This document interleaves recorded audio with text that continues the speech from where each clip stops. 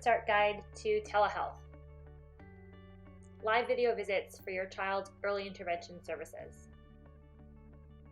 You and your child are part of the early intervention program. You may have already had some in-home sessions, but sometimes it is not possible to have a provider come to your home. Often illness, weather, distance, or even a global pandemic require visits to be canceled. But with live video visits, these are no longer challenges and high-quality services can continue.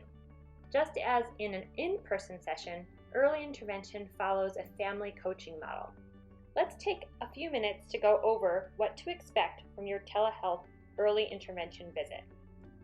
First, you will need a high-speed internet connection or unlimited cellular data. Next, you will need a device with a camera, such as a smartphone, tablet, or laptop. Your early intervention provider will securely email you your login information. During the first session, you will need to consent to the use of telehealth.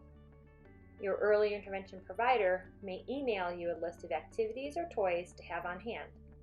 Your provider will help you set up the positioning of your device so that the provider can see you and your child easily.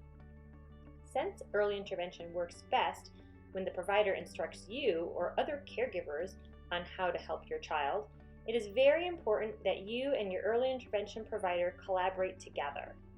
Each telehealth session will follow this general format.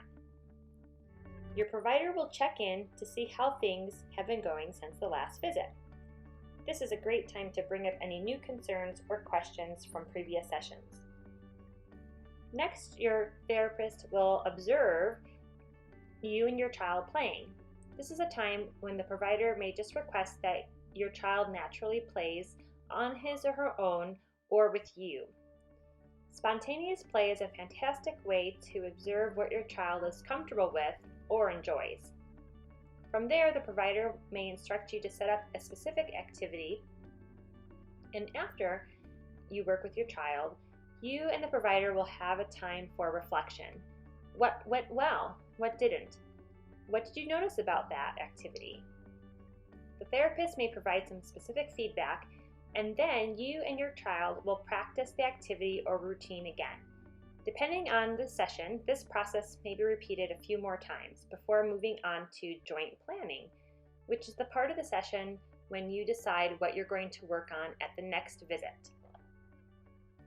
If you have any additional questions about telehealth, please reach out to your service coordinator or early intervention provider. Thank you and happy telehealthing.